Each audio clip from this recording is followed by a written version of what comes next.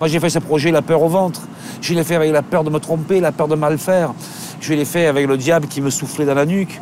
Je me dis, mais qu'est-ce que tu vas faire? Tu peux pas impunément construire en bord de mer. La mer, la Méditerranée ridiculise tout. Observons le site. Au nord, la puissance de la zone portuaire, la puissance industrielle du port. À l'est, la façade urbaine, ce paysage de pierre, de poussière qui est Marseille. Au sud, la puissance du Fort Saint-Jean, sa masse historique. Et à l'ouest, l'horizon métaphysique de la Méditerranée, c'est-à-dire ce territoire magique, mais en même temps infernal, qui envoie des messages extrêmement difficiles. Donc, par conséquence, il est bien naturel de concevoir que l'architecte puisse être impressionné par le lieu. La Méditerranée est obsédante. Vous savez, être méditerranéen, ce n'est pas un extrait de naissance, un extrait de voyage. C'est une responsabilité.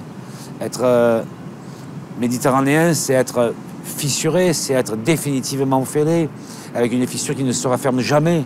Vous savez ce que disait Audiard, bienheureux les fêlés, seuls ils laissent transparaître la lumière. C'est ça le site, cette difficulté d'être, une difficulté existentielle. Et lorsque j'ai fait ce projet, je l'ai fait dans la difficulté existentielle, bien sûr, dans une angoisse existentielle. La conséquence en termes d'usage, c'est que c'est un lieu qui est très poreux. Et d'ailleurs, le MUSEM, c'est pas un bâtiment, le MUSEM, c'est un territoire.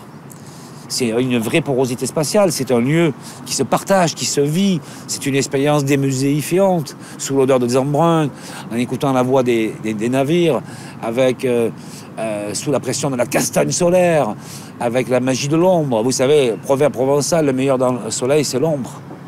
Et voilà, c'est tout ça. C'est tout ça, le MUSEM. Et je crois que les Marseillais, comme les visiteurs étrangers, l'ont très bien compris. Ça se passe de mots.